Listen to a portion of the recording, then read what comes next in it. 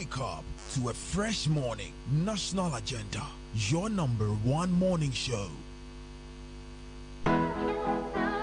Yensu akwan so dwumadi hia mo man bia nkanko Ghana eko wiase na di wiase so ba Ghana Shippers Authority ani so ade hunu ne se ye bebo nsuo so adwadifo e wo haw bia wonam mu efiri no ma ayra dia seye sika yaje wa emfa kwan so ene haw ahodo pii ye nya adaje kye nsuo so adwadifo eno ma eko se de be ya wo beti ase ye ni so ade hunu ne se ye besom ni asom sompa Ghana Shippers Authority ewo Ghana Shippers House Ridge Accra Gapoha Towers Tema NCA Building 4th Gardens Echupe Kumasi Takrady Shippers Center Takrady Yamusa Building Sansuna Gumbihini Tamale yewo complaints unit ewo Elibu Paga Aflau Boda Sansuna Kutukawim Shejinabia Ena Takutel Takrady friend 0302 666915 and I toll free number 0800-300-555. Ghana Shippers Authority, providing shipping solutions.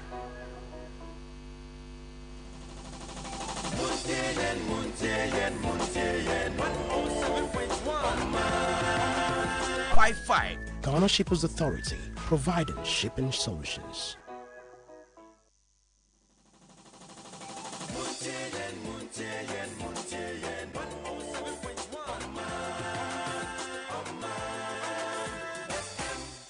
Grace-filled morning, a warm welcome to Maritime and Port News. Maritime and Port News is proudly sponsored by the Ghana Shippers Authority. They provide you with the best in all your shipping solutions. You can contact them at the Shippers House in Accra. You can also join us live on YouTube on Omanfm and on Facebook on Netu TVGH. Tune in to Omanfm in Kumasi for more Maritime and Port News. I am Nanesi Boateng in our stories this morning. The local union of the Ghana Port and Harbours Authority GPHA started a series of demonstrations to mount pressure on the Meridian Port Services MPS to cede an agreement of 20% of container business to the GPHA. Most of the workers were dressed in red shirt with red fabric tied around their heads and hands. According to the workers, they could not pride themselves as staff of GPHA, as activities supposed to have been under the control of the authority were directed to MPS and foreigners. Speaking to Maritime and Port News, Mr. Emmanuel Ahin Young, local union chairman, said they had embarked on a series of demonstrations to force the reversal of the MPS GPHA concession agreement signed in 2015, as it had been impacting the workforce negatively. He argued that following a petition by the Maritime Dock Workers Union, the government, through the Transport Minister, engaged both MPS and GPHA to ensure that the demands of GPHA be adhered to by the MPS. He said during the meeting, Ghana Revenue Authority GRA complied with all refrigerated containerized cargo volumes from MPS to GPHA Reefer Terminal. Mr. Emmanuel Ahin Young added that GPHA was to implement its intention of leasing harbour mobile cranes for its containerized vessels operations and be allowed to handle 20% of containerized cargo traffic during the 10-year exclusivity period. He said the directive was duly communicated to MPS and several reminders were also communicated. However, MPS has not adhered to the cabinet directives, especially on the 20% container volumes since 2019. He spoke with Maritime and Port News. GPHA is losing more revenue, all because we don't have any containers. All the containers are going into MPS. That is the reason why a cabinet took a decision on the 16th June that the MPS should give us the 20% of the concession agreement so that the GPHA can work again. As I'm speaking to you now, GPHA is going down every day and night. So we, the unions, have waited for a long time. So it is time for we to take our destiny into our own hands. We have to make sure that GPHA is back. And as for now, we are not demanding for anything. We are just communicating direct to the president that the decision that they took on 16 June 2020 need to be implemented now. Until the president hear our voice, if the president hear our voice and come to our aid, then everything will be ended. Because the minister have done his part, the GPHA management has done their part, And right now, it depends on the union to do their part, and that is what we are doing now. So we only need the president at the port. We don't need any managerial. We don't need any minister. We only need the president, because the president is the only person who can make things happen. You heard the local union chairman, Emmanuel Ayeni Yang.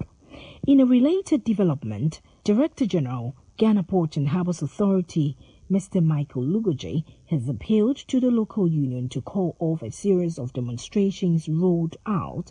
He said the concession deal could not be entirely solved at once because it needed to go through a series of processes with necessary stakeholders involved. Mr. Lugoje explained that there had been various engagements concerning the signing of the concession agreement, adding that the result of the meeting would be officially communicated to the union 14th July 2022.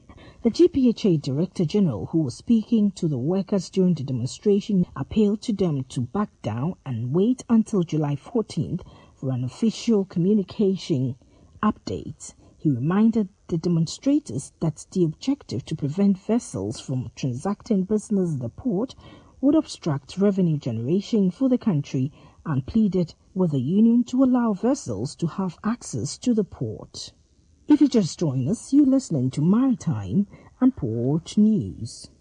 The Deputy Minister of Trade and Industry, Herbert Cropper, has said that export of raw materials from the country will soon be history as government is implementing an aggressive industrial transformation agenda to shift from the practice to be an industrial value-adding exporter.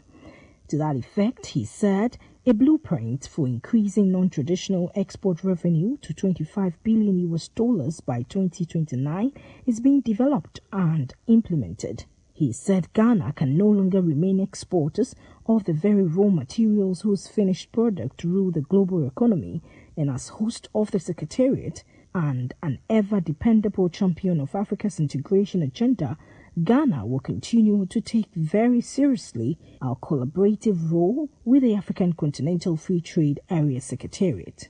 Providing statistical backing, the Deputy Minister lamented that it does not make sense for Ghana and Côte d'Ivoire to account for 65% of global cocoa production but not control the chocolate industry. Adding to the above, he stated that Africa is a continent of plenty, yet its share of global trade stands at not so handsome 3%. Meanwhile, intra-Africa trade is some 17% compared to 68% of Europe and 59% of Asia, and on top of that, annual infrastructure deficit stands at over $100 billion. Nonetheless, he touted the African Continental Free Trade Area as by far the boldest vision for bringing transformation to the continent. Ukraine sparks hopes for an increase in grain export despite Russia's blockade of Black Sea port, noting that ships had started to pass through an important mouth of Danube River. The Deputy Infrastructure Minister Yuri Vaskov said in the last 4 days 16 ships have passed through the Bystry River mouth. The ministry said the 16 vessels were not waiting to be loaded with Ukrainian grain for export to foreign market, while more than 90 more vessels are waiting their turn in Romanian Sulina Canal, and the ministry plans to maintain this pace. He added that only 4 ships could be received per day along the Sulina route, while a rate of 8 per day was needed. But Ukraine was negotiating with Romanian colleagues and European Commission representatives about increasing the rate of crossings. If such conditions were met, and with the opening of the Bystry, he said Ukraine expected this ship congestion would end within a week and that monthly export of grain would increase by 500,000 tons. Before Russia's invasion, the ministry said seaport accounted for about 80% of Ukraine's export of agricultural product, but food exports are now restricted to Danube port, railways and roadways to the west. So on this note, to wrap up this morning's edition of Maritime and Port News, Maritime and Port News is proudly sponsored by the Ghana Shippers Authority. They provide you with the best in oil shipping solutions. Contact them at the Shippers House in Accra. I am Nanisi Boateng, my producer, Kweku Boateng. Have a great day. Go. Wake up to a fresh morning. National Agenda, your number one morning show. Flag bearer and Metri Manson. Okay. Matthias, I think when So what I say, how many flag bearer and Manson? Because on pet flag bearer na and then a candidate. So what I say, we have had it in twice. Twice.